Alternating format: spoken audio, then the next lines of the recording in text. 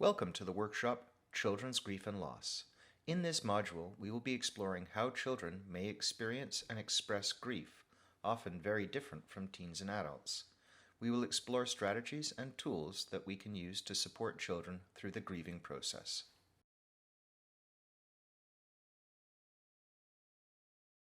Grief is the response to loss that includes thoughts, behaviors, emotions, and even changes to physical health. For adults and children alike, this may make it difficult to eat, sleep, or engage in daily routines. There are many types of grief that may be experienced. As adults, we often have access to support systems that will help us cope with the emotions and changes. It is important for us to help children through the process and to be supportive as often as we can.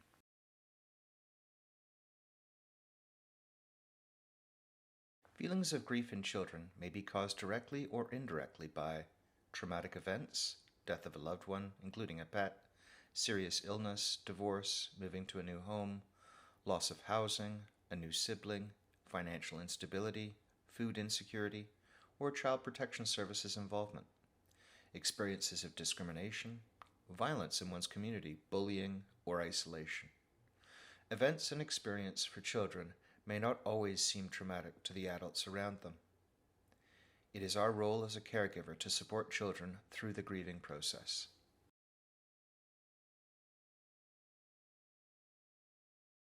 There are a few main types of grief that people experience. Acute grief, immediate, often with strong emotional and physical reactions, and can reoccur. Integrated grief, enduring grief, while being able to engage in daily activities without constantly feeling consumed by grief. Complicated grief, persistent grief without decrease in intensity. Collective grief is felt by a community or group who have all been impacted by an event, such as a hurricane.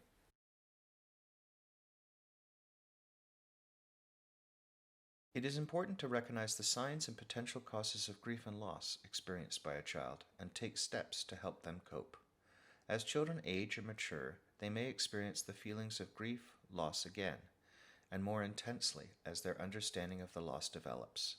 A 3-year-old's understanding of their loss will change with their developing cognitive understanding.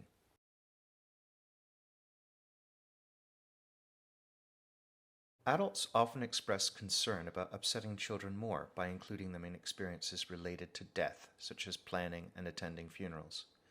Children will have many questions about traumatic events, and providing them with age-appropriate information and including them in the planning can be helpful in supporting coping skills through grief.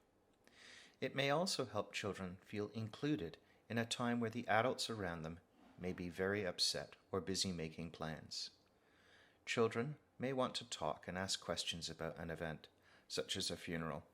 They may make comments that seem out of context. For example, they may bring up the person who has died during an unrelated activity or ask questions about the event or illness at times that doesn't seem appropriate. When children are grieving, their fears may intensify or they may talk about new fears. These fears may be directly related to the cause of grief. For example, a child may develop a fear of germs or getting sick after a member of the family dies of an illness. Even witnessing a minor car accident, for example, could cause a child to become fearful of being in a car. Listen and reassure that they are safe, loved, and cared for. Allow flexibility in your routine. Give them extra time when they need it. Share facts that will help them understand, using simple, concrete words and descriptions.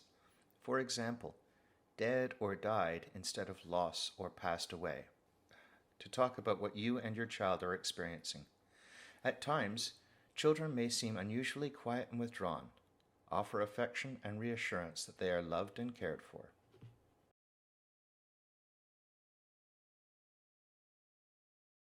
When children have questions about death and loss, it is important to take the time to respond. It is a good idea to be sure of what they are asking, so you can answer at their level of understanding. Less information is sometimes better when speaking with young children. Children often ask the same questions repeatedly to make sense of difficult information. This is because they have a difficulty reflecting on their own thoughts and emotions, like adults, and may need the answer repeated to them several times. It is okay to say that you don't know the answer to a question, and that you will find out as soon as you can and get back to them. Remember that these questions may trigger your own emotions, and that is okay.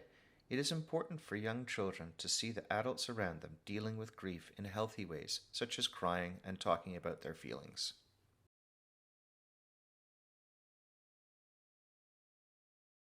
It is common for children to express grief and loss through their emotions, such as sadness, crying, irritability, or negative behavior, such as acting out. Some children may have difficulty separating or show signs of anxiety. Children often do not understand which emotions they are feeling, and giving them the labels for them will help them understand their feelings better. It is also important to stay close by to give support when it is needed. Some children may not visibly show emotions when grieving and may not seem sad at all. This is okay, as each of us grieve in our own way based on our own personal experience and level of understanding. Play materials such as dramatic play can be very healing for children when they are grieving. This can be offered through the use of toys and games and help the child act out and express their feelings. It is common for children not to feel well or have less of an appetite for food when grieving. It's important to monitor these changes if they are impacting the child's overall health or development, and to seek professional medical help when needed.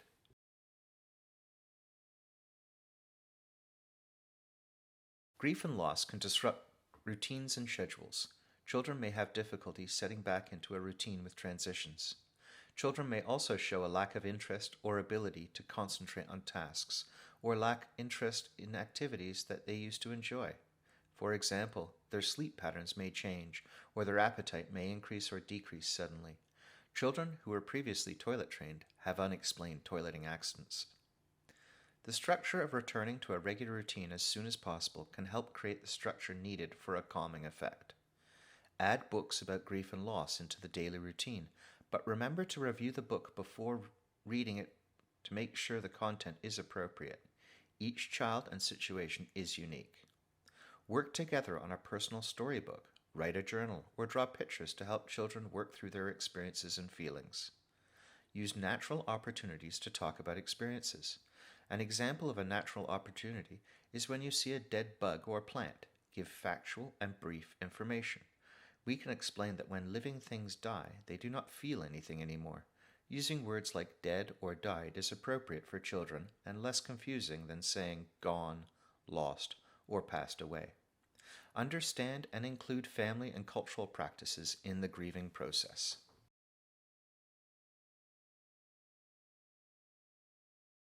Children need our help to understand and cope with grief and loss. You're not alone in this process. There are many resources available to help with grief and loss. Please check the link provided with the video for the grief and loss article, which lists many of the resources available.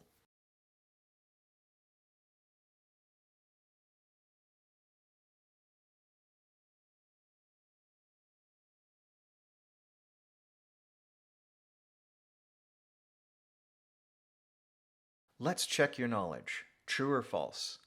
It is important to use real words such as death and dead with young children when someone close to them dies. The answer is true. Using euphemisms such as he passed away or we lost grandpa can be very confusing to young children. Using real words helps give children clear and factual information. True or false?